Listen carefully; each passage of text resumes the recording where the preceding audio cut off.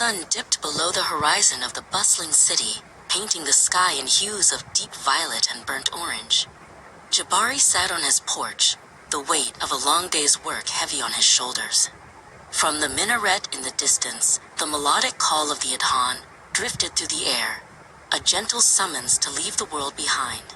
He took a deep breath, realizing that before he could stand in the presence of the divine, he needed to shed more than just his fatigue.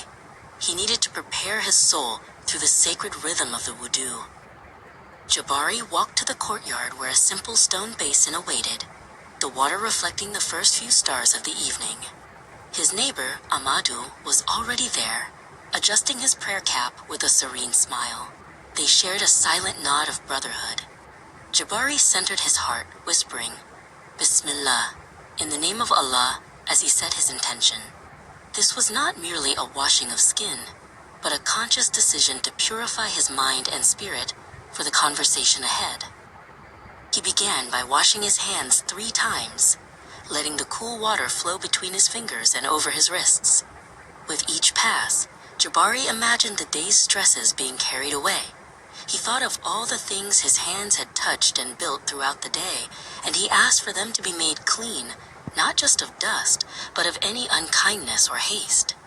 The act was rhythmic and intentional, a slow entry into a state of mindfulness. Next, Jabari took water into his mouth, rinsing it 3 times to clear his speech and prepare his tongue for the holy words of prayer. Then, he gently inhaled water into his nose and blew it out, a physical cleansing that mirrored the clearing of his thoughts. The sharp coolness of the water was a wake-up call to his senses, pulling him further away from the noise of the streets and closer to the stillness of the mosque. He cupped the water and washed his face 3 times, from his hairline to his chin and from ear to ear. As the water veiled his eyes, Jabari felt a sense of renewal. This was the face he presented to the world, often masked by the rigors of life. In this moment, he stripped away the masks of ego and worry, presenting his true, humble self to his Creator. The water felt like a soft benediction against his skin. Moving to his arms, Jabari washed his right arm up to and including the elbow, and then did the same for the left.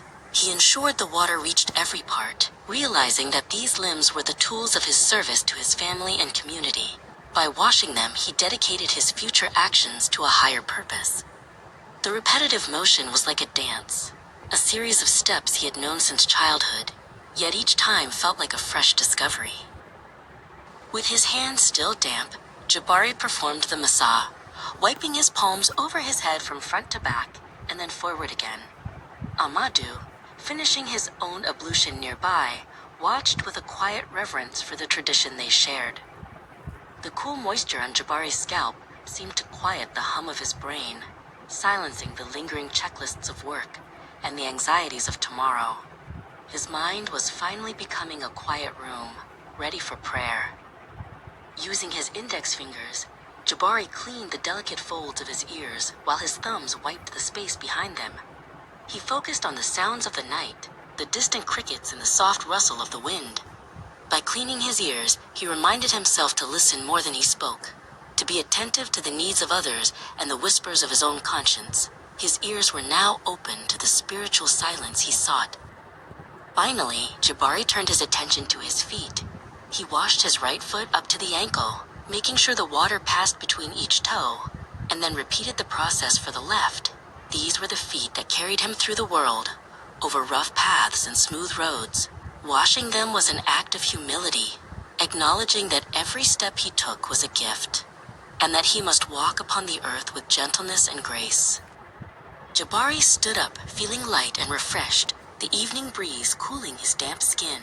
He looked at Amadou, and together they turned toward the prayer hall.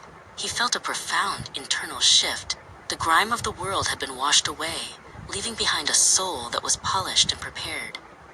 With a final, silent prayer of gratitude, Jabari stepped onto the prayer mat, no longer just a man from the city, but a servant standing in the light of the divine.